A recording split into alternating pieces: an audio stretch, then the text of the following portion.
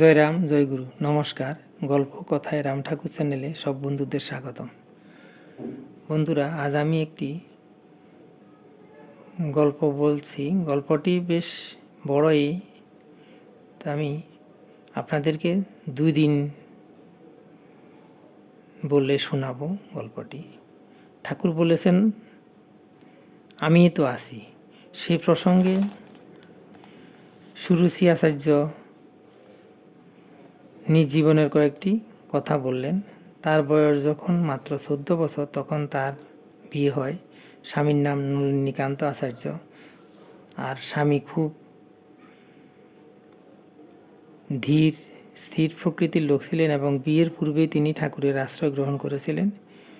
সেই সময় তিনি ফেনীর রেল স্টেশনে স্টেশন মাস্টারের কাজ করতেন।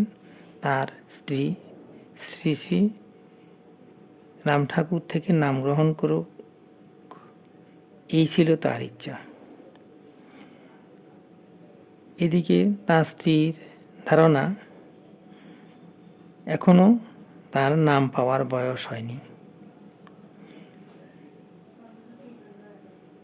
সে প্রসঙ্গে স্বামী স্ত্রীর মধ্যে অনেক কথাবার্তা হয়েছিল। তারপর কিছুদিন যাওয়ার পর যথাসময়ে ঠাকুর ফেনীর রায় সাহেব শচীন্দ্র মালাকার মহাশয়ের বাড়িতে এলেন। এ খবর পাওয়া মাত্র নলিনীবাবু বাড়ি এসে স্ত্রীকে জিজ্ঞাসা করলেন, এবার তো ঠাকুর এসেছেন, তোমার নাম নিতে হবে, এমন মহাপুরুষ আর পাবে না। তার স্ত্রী সম্পূর্ণ অমত জানিয়ে বললেন, এমন মহাপুরুষ বহু আছে, তুমি এবার বাদ দাও। নলিনীবাবু কোনো উত্তর না দিয়ে অফিসে চলে গেলেন। কিছুক্ষণ বাদে তিনি যখন আবার বাড়ি এলেন, তখন তার স্ত্রী আন্তরিকভাবে না হলেও নাম নিতে রাজি হলেন। সেদিন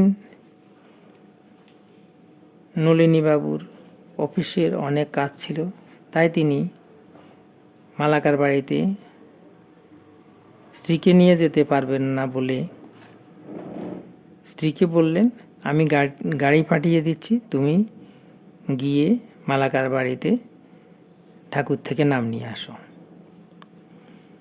তিনি স্ত্রীকে আরও বলে গেলেন, তুমি ঠাকুরের নিকট গিয়ে বলবে, বাবা আমাকে নাম দেন।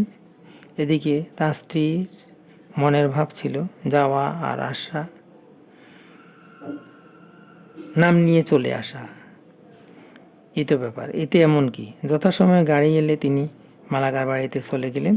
সেখানে ঠাকুরের সম্মুখে গিয়ে ওই কথা বললেন। শ্রী শ্রী ঠাকুর বললেন, আপনার স্বামী কোথায়? আপনার স্বামীকে আসতে বলেন।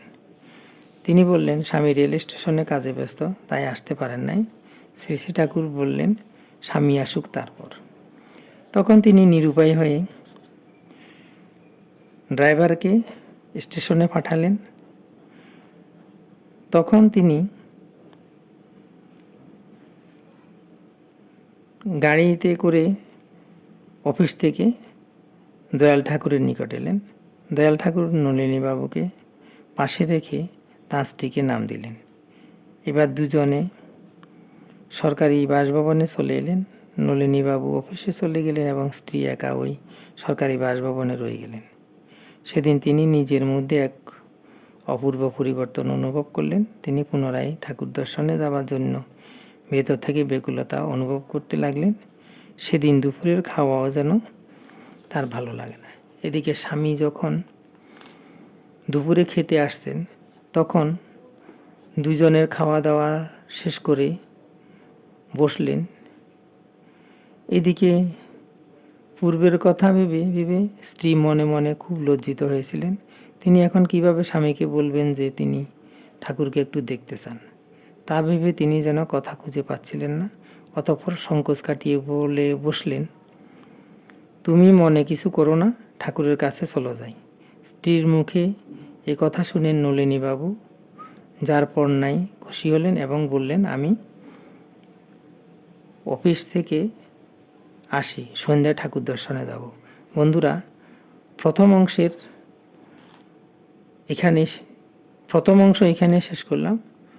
দ্বিতীয় অংশ আগামী দিন আপনাদেরকে কী হয়েছিল পড়ে শোনাবো। বন্ধুরা, এখন আমি একটি ঠাকুরের বাণী থেকে, বেদবাণী থেকে একটি বাণী পড়ে শোনাচ্ছি। ঠাকুর বলেছেন, পরের বুদ্ধিতে অধিক চলিলে মলিন হয়, আপন বুদ্ধিই সমাদরের যোগ্য। কাঁচের আদরে রত্নের মলিন হয়, কোনো চিন্তা করিবে না, সর্বদা ভগবানের দিকে লক্ষ্য রাখিবে। বন্ধুরা, আজ এই পর্যন্তই। আগামী দিন আবার শ্রী শ্রী ঠাকুর সম্পর্কে গল্প বাণী নিয়ে আপনাদের সাথে থাকব। বন্ধুরা, চ্যানেলটি যদি আপনাদের ভালো লেগে থাকে তাহলে বেশি করে লাইক, শেয়ার, কমেন্ট করবেন, সাবস্ক্রাইব করবেন। নতুন বন্ধু হলে সাবস্ক্রাইব করে চ্যানেলটির পাশে থাকবেন। ধন্যবাদ, ভালো থাকবেন। জয় গোবিন্দ, গুরু কৃপায় কেবলম।